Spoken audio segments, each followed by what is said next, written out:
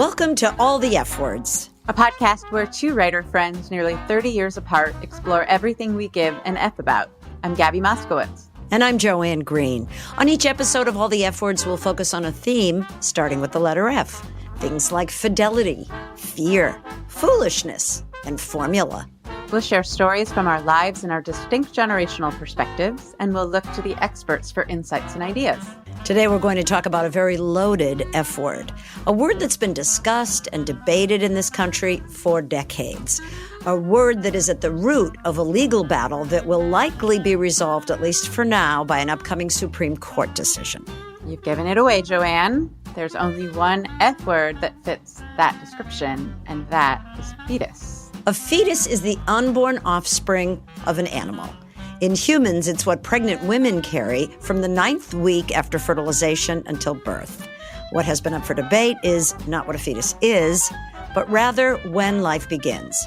And this argument, and whether reproductive freedom is a woman's right, has been one of the most divisive issues in my lifetime. Joanne and I have very different histories in that I have only lived in a post-Roe v. Wade world. I, on the other hand, remember girls getting illegal abortions and having to travel out of state to get a legal abortion.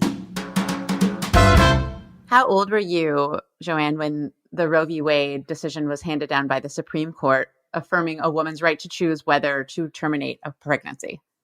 Well, I had to look it up. It was in January 1973. And I was 19, a college sophomore. Oh, wow. Big news on campus, I'm guessing. Oh, yes. You know, it never occurred to any of us that there would be more debate after that decision was handed down. In fact, certainly not such vitriolic debate for decades, and that the Supreme Court would then actually reverse itself. Didn't know that could happen. For background, why don't you tell us what the original case was about? Sure. So it was in 1970. Jane Roe, and that is not her name. That is a made-up name to protect her anonymity or her privacy, filed suit against Henry Wade, who at the time was the district attorney of Dallas County, Texas, where she lived. And the suit challenged the Texas law that banned abortion except by a doctor's order if the pregnant woman's life was in danger. So her life had to be in danger in order to then get a doctor to say that her life was in danger so that she could have an abortion. Jane Roe claimed the state laws were unconstitutionally vague and abridged her right of personal privacy as guaranteed by, get this, the First, Fourth, Fifth, Ninth, and 14th Amendments. Oh, my God. So what did the Supreme Court decision state? That in the first trimester, the state could not regulate a woman's decision to have an abortion. Only the pregnant woman and her doctor could make that decision. In the second trimester, the court ruled, the state could impose regulations on abortion related to maternal health. And then in the third trimester, once the fetus reached the point of viability, and we'll get into what that means in a minute, a state could regulate abortions or even prohibit them so long as the laws contained exceptions for cases where abortion would be necessary to save the life or health of the mother. And that ruling has stood from 1973 until now. That's right. But Americans who have felt strongly that abortion is murder, and there are many, not a majority, mind you, but many, who believe that human life begins at conception, have been fighting that ruling ever since. I said I would explain what viability was. Mm-hmm. It is when a fetus can survive outside of the womb. So that even in itself is up for debate. There's usually some leeway, 22 weeks, 24 weeks, where that is. So that's why initially they did it by trimester.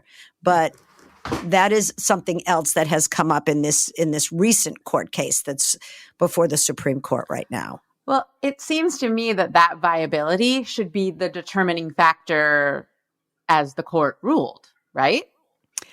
And I would agree with you. But a lot of people feel differently, and not a majority of Americans. In fact, this is really fascinating. In an NBC poll taken just recently after the leak of this upcoming Supreme Court decision,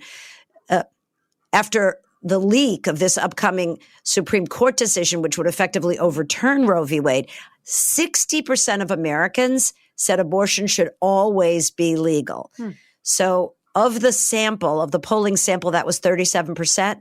23% said that it should be legal most of the time. That is the highest support for abortion rights in this poll since NBC began asking the question in 2003. So why then is the court willing to leave abortion laws up to the states? Well, in his draft opinion, Justice Alito essentially argued that for an unwritten right to be legitimate, it has to be deeply rooted in history and have been understood to exist when, in this case, the 14th Amendment was ratified in 1868. Back then, many states had criminalized abortion, and there was no common understanding that women had a right to end their privacies. So basically what he is saying is, in 1973, when Roe v. Wade was handed down, they used the 14th Amendment to say that this went against a woman's right to privacy. But what Alito is saying is when the 14th Amendment was written, that is not what they meant. So he's willing to overlook a decision from 1973 in favor of decisions that were made in 1868? Yeah, that is one way to look at it. But Alito's always felt that courts shouldn't rely on precedent. This is not new for him. He's always believed that the court should consider the possibility that mistakes were made and can then be corrected. I mean, I like the sound of that, but the idea that mistakes can be corrected, but I don't know that I agree with his logic in this particular instance. I absolutely do not agree with his logic. I was going to say, I think you know what you feel on this, don't you? Yeah. I like the idea of we don't always have to do what we've always done, but doesn't mean, I'm so troubled by this. It begs the question, what is the problem with leaving this up to the states? Mm-hmm. And I think it's very clear that the problem is it would be allowing women in states that have legal abortion to have the right to reproductive freedom and punish women who live in states where they don't have that right. So not everyone has the resources to travel to another state. I mean, right now, all sorts of provisions are being made in California and other states where the right to reproductive freedom is going to be maintained for women. All sorts of adjustments are being made to expand opportunity for women to get abortions, because it's clear that if Roe v. Wade is overturned, women are going to be traveling to other states. And there's a huge swath of the country where one after another states are now trying to pass legislation limiting a woman's right to abortion. Yeah, I mean, let's talk personal. Yeah. What is your personal experience or history with this issue around abortion rights? Well, I have never had an abortion, but I have long been in favor of a woman's right to choose. I've always had a problem with the phrasing pro-life because I think that it casts an image onto the people who oppose abortion that isn't really accurate, and it implies that people who are pro-choice are anti-life, and I just that's always troubled me. I have had many friends get abortions. I've even driven a few friends to abortion clinics and picked them up afterwards and helped them with sort of the aftermath, which it turns out is very much like the aftermath of having a baby, which I've been through twice, where you bleed and it's very unpleasant. And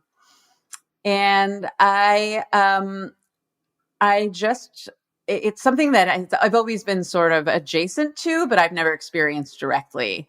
But, like you said, when we started, I have always grown up in a Roe v. Wade world, and it never occurred to me that I would live. I mean, it's in the last few years it has occurred to me, but previous to that, when I was growing up, I took the idea of abortion, or my right to abortion, I took it for granted because it had always been there. So, is it your sense that if you had gotten pregnant when you were single and not ready to actually be the mother of a child, is it your sense that you might have considered having an abortion? Oh, absolutely. Absolutely. There were even a time at the beginning of when I was dating my now husband where I think we even talked about it.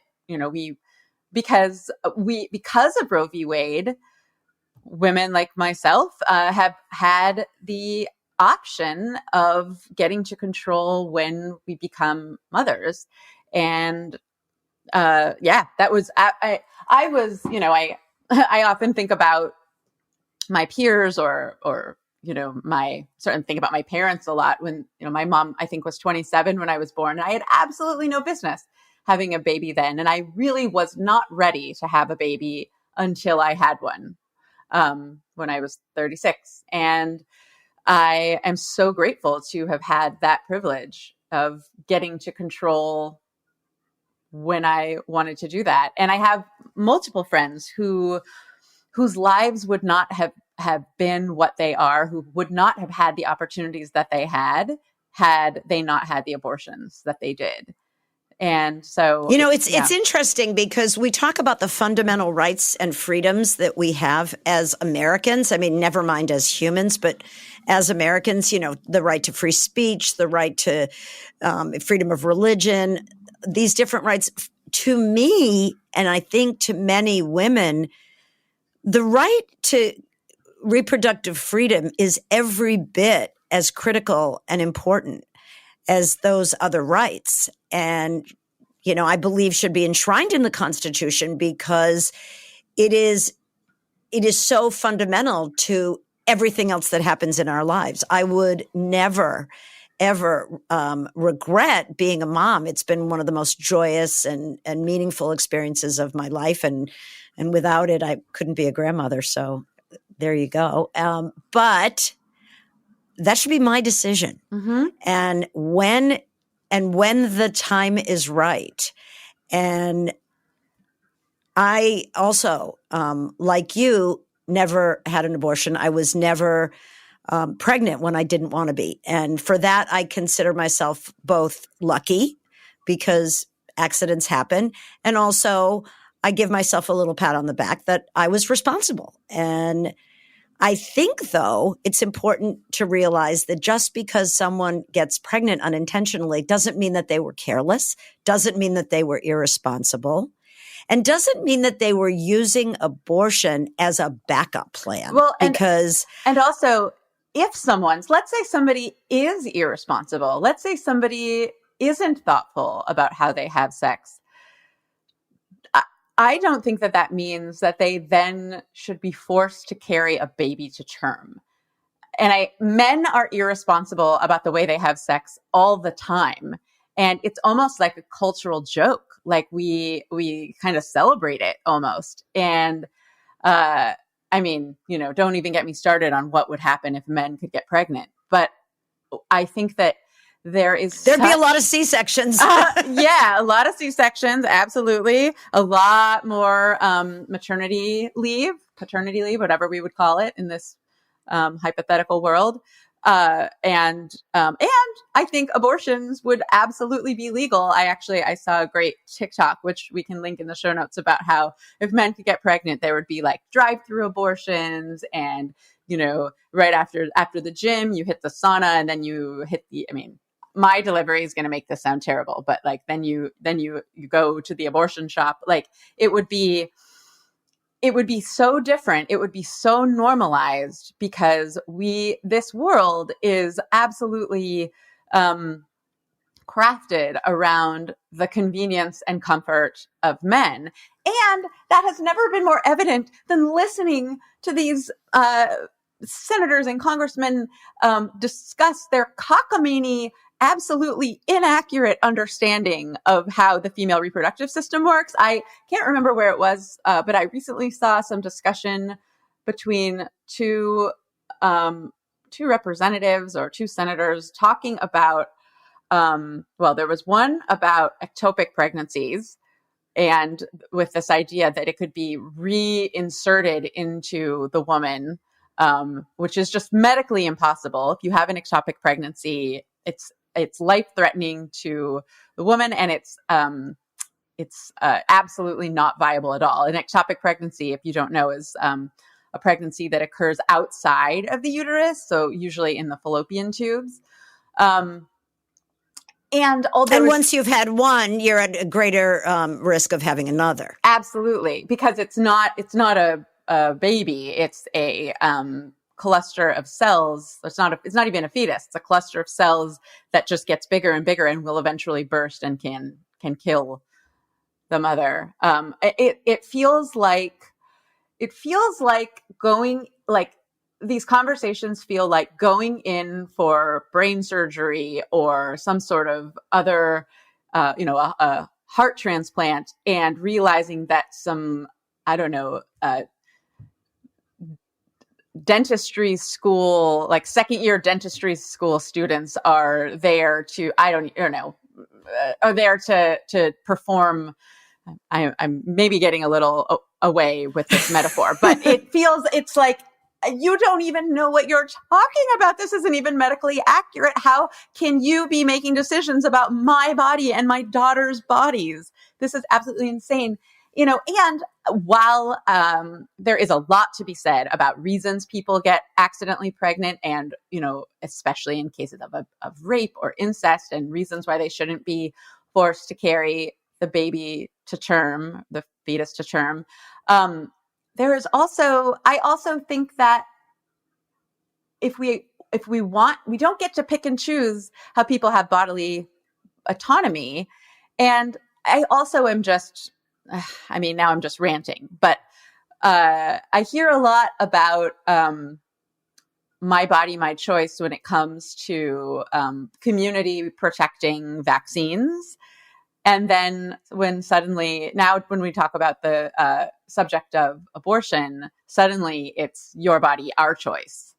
And I don't like I've that. never heard that phrase. I like that. So a few things I want to say. One is, I really appreciate that you brought up the notion of pro-life being so misleading, because it implies that the other people are pro-abortion. And I just think it's absolutely critical to state that pro-choice does not mean pro-abortion. It means pro the right to choose an abortion. It doesn't mean that people think abortions are great or want to have multiple abortions. Right. That is not the case. Are there some people who are really cavalier about abortion? Probably, because there are extremes no matter what you're talking about. But I believe that the vast majority of women do not want to ever be faced with that decision. It's just if we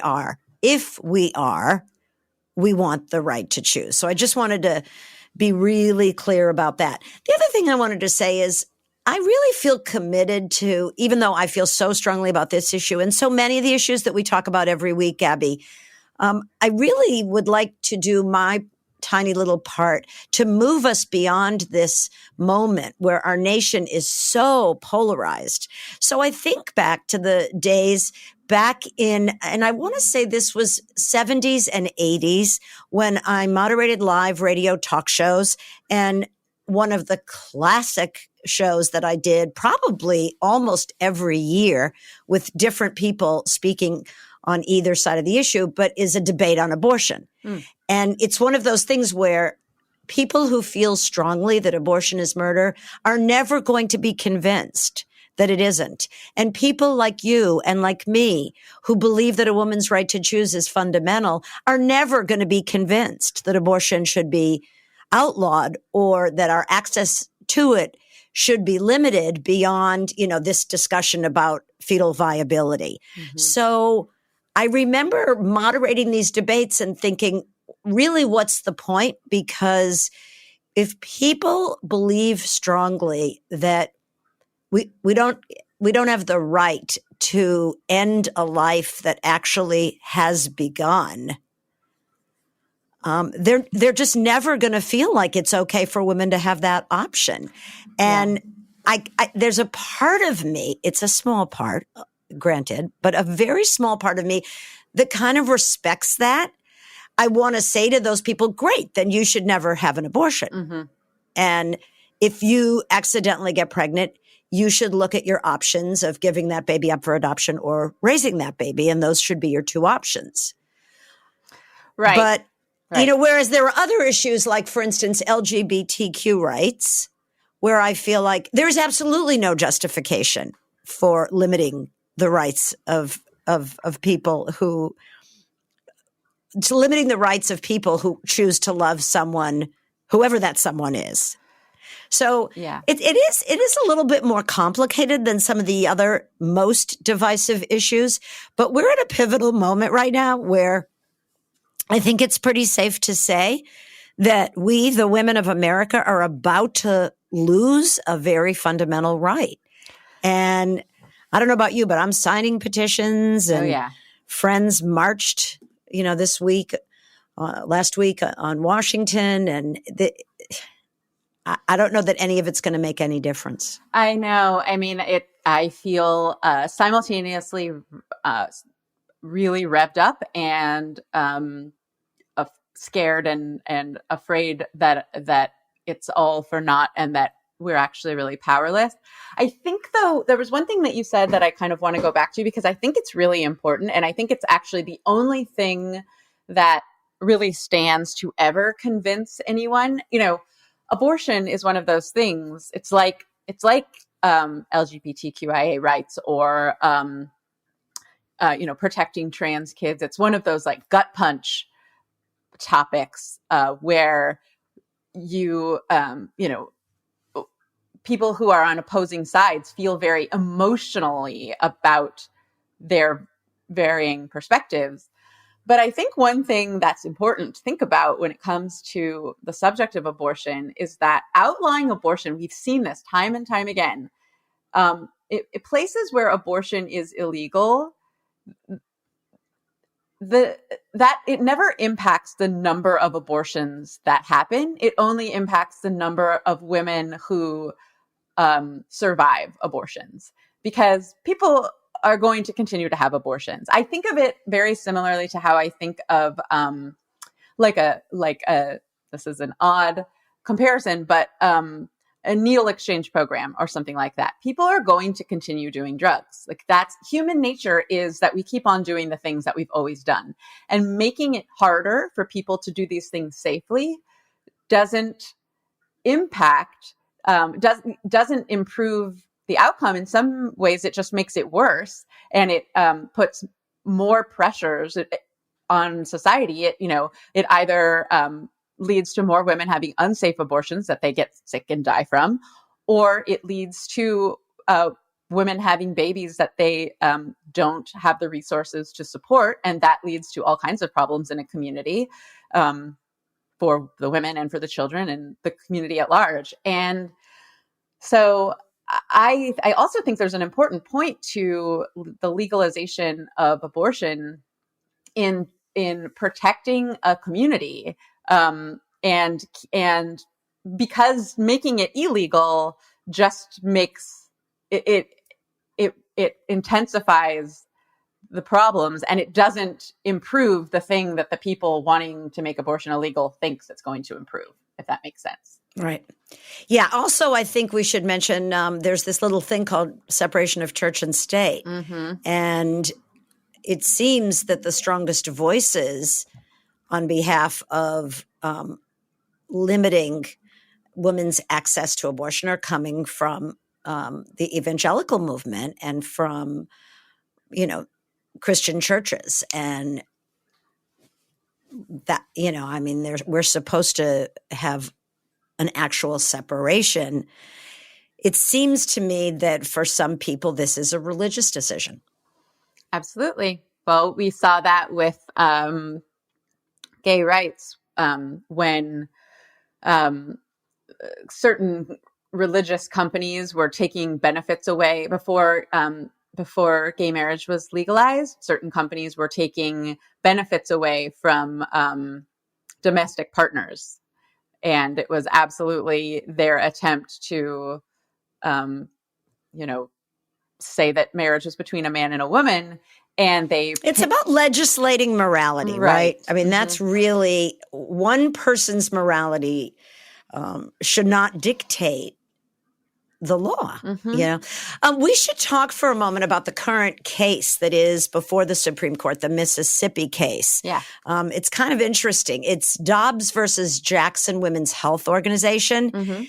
And Mississippi is asking the court to decide the constitutionality of any prohibition on elective abortions before the fetus is viable outside of the womb. And abortion foes are trying to claim that biologists can establish when a cell, an embryo, or a fetus is definitively a human being. And there is one study that some relatively small number of American biologists participated in. And that study is being cited again and again and again. And many thousands of other biologists are saying that does not represent our view, as a field. So I want to drill down a level on this. And so this is kind of interesting. There are really a few different stages, 4 or maybe 5, where one could say life begins.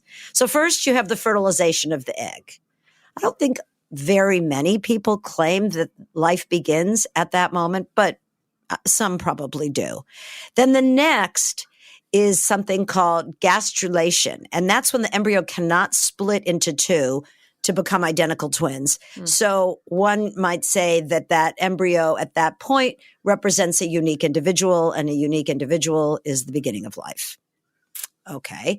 Then there's the third stage, which is somewhere between 24 and 27 weeks.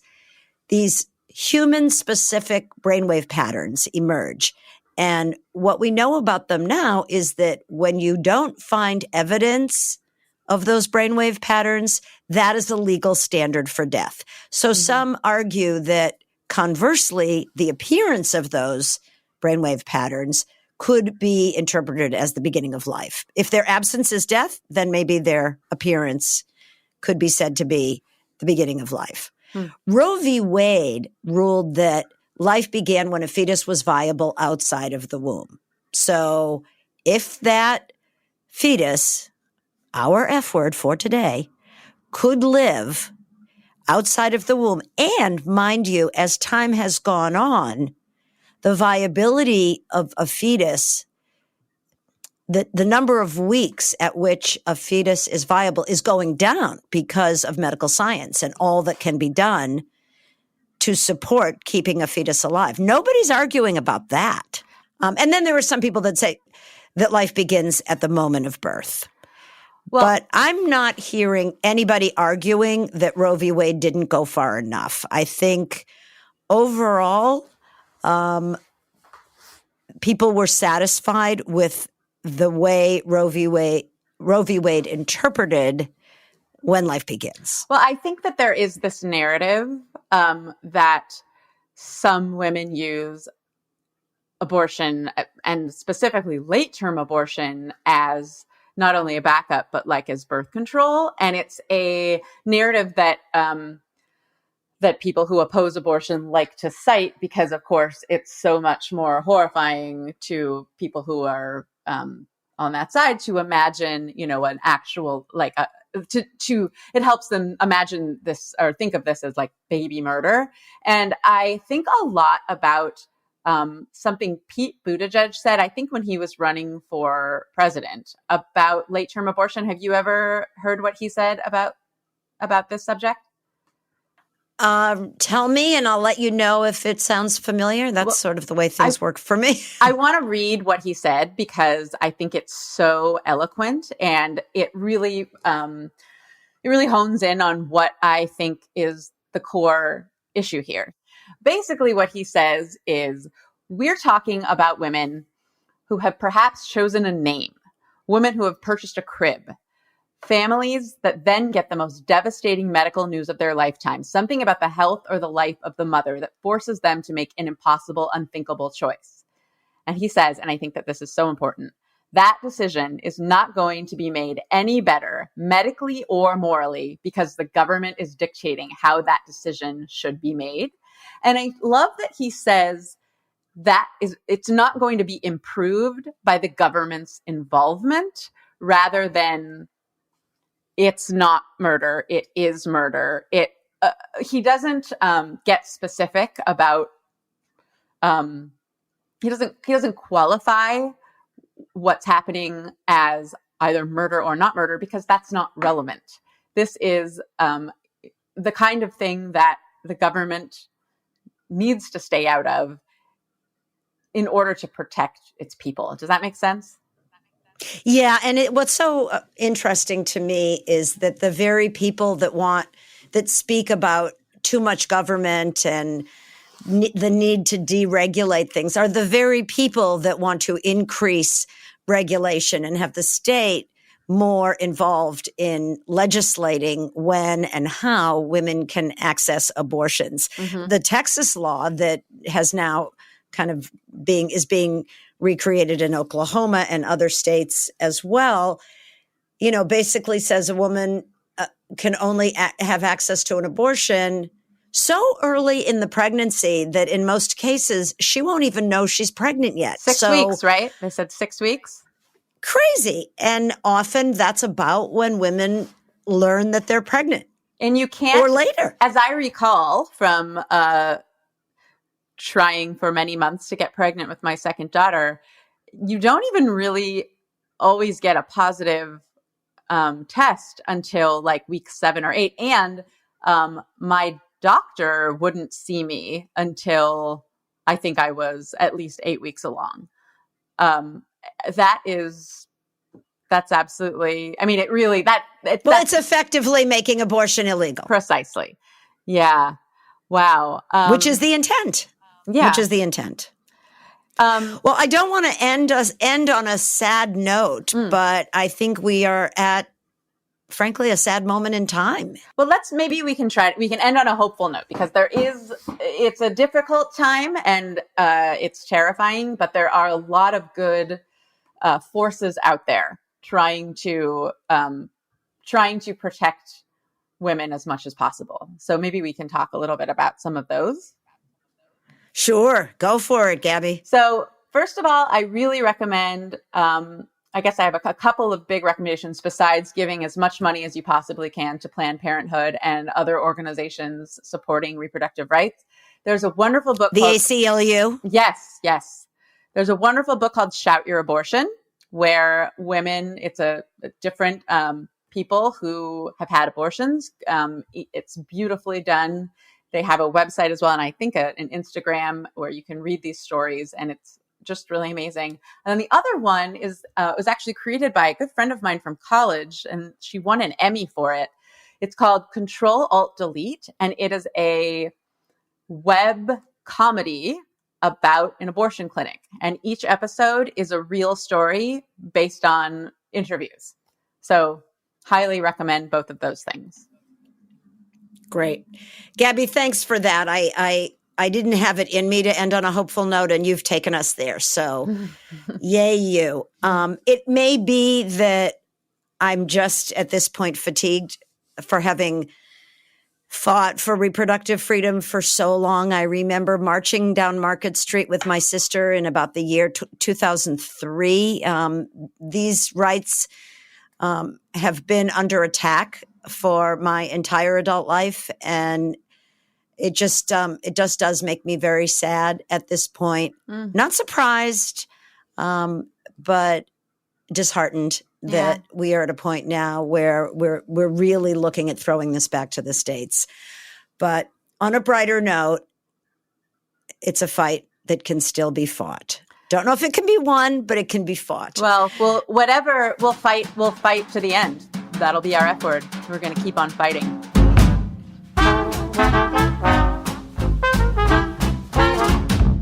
Thanks so much for listening to all the F words today. Please rate and review us.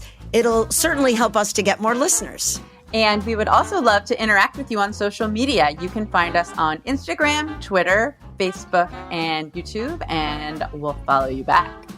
We're at allthefwordspod on all of those platforms. Also, you can email us at allthefwordspod@gmail.com. Send us tips, recipes, ideas, whatever. We want to hear what you have to say. Photos? Sure. With an F. Have a great week. Bye.